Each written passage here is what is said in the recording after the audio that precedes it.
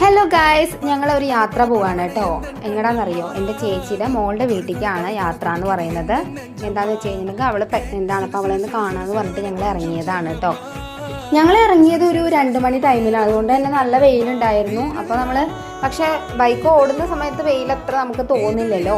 പിന്നെ നമ്മൾ പോയതും അങ്ങനെയുള്ള റോഡിൽ കൂടെയാണ് പോയത്. കാരണം മെയിൻ റോഡ് വഴി പോകുമ്പോൾ നല്ല വെയിലായിരിക്കും വിചാരിച്ച് നമ്മൾ കട്ട് റോഡ് കൂടെയാണ് പോയത്.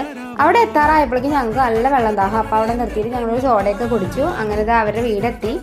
ഞങ്ങൾ ചെല്ലണത് നോക്കിയിട്ട് അവിടെ ഒരാൾ കാത്തിരിക്കുന്നുണ്ടായിരുന്നു കേട്ടോ. വേറെ ആരുമല്ല, നമ്മുടെ അമ്മു, ചേച്ചിയുടെ മോളാണ്. അവൾക്കറിയാട്ടോ ഞാൻ വീഡിയോ എടുക്കുകയാണെന്നുള്ളത്. അതുകൊണ്ടാണ് ഇങ്ങനെ ഒളിച്ച് കളിക്കുന്നത് കുട്ടി, വേറെ ഒന്നല്ല. അവളിപ്പോൾ കുറച്ച് ക്ഷീണിച്ചിരിക്കുന്നു കേട്ടോ. പ്രഗ്നൻ്റ് ആയതുകൊണ്ട് വോമിറ്റിംഗ് ഒക്കെ ഉള്ളതുകൊണ്ട് നല്ല ക്ഷീണത്തിലാണ് ആള്.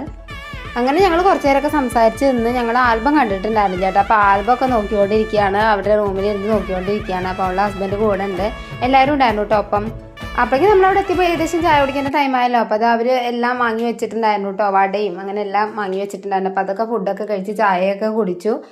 ഞങ്ങൾ നോക്കിയ സമയത്ത് അവിടെ എക്സസൈസ് ചെയ്യണ ഓരോ ഐറ്റംസ് ഒക്കെ ഉണ്ട്. അപ്പോൾ നമ്മുടെ ആദ്യം അതിൻ്റെ ഉള്ളിൽ കയറിയിട്ട് ഓരോ അഭ്യാസ പ്രകടനങ്ങളൊക്കെ കാണിച്ചുകൊണ്ടിരിക്കുന്നുണ്ട്.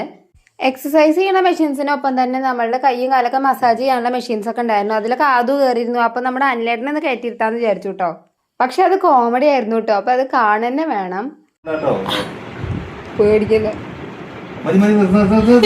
നിക്ക് ഫുള്ളായിട്ടില്ലേ?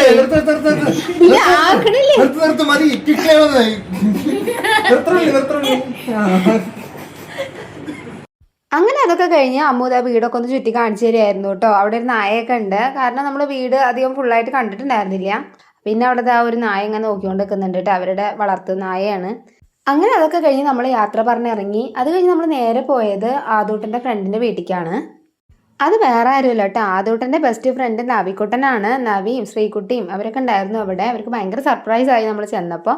അപ്പോൾ ഇത്രയേ ഉള്ളൂ കേട്ടോ. അപ്പോൾ എല്ലാവരും നമ്മുടെ ചാനൽ സപ്പോർട്ട് ചെയ്ത് സബ്സ്ക്രൈബ് ചെയ്ത് കൂടെ കൂടിക്കോളൂ. Okay, thank you for watching.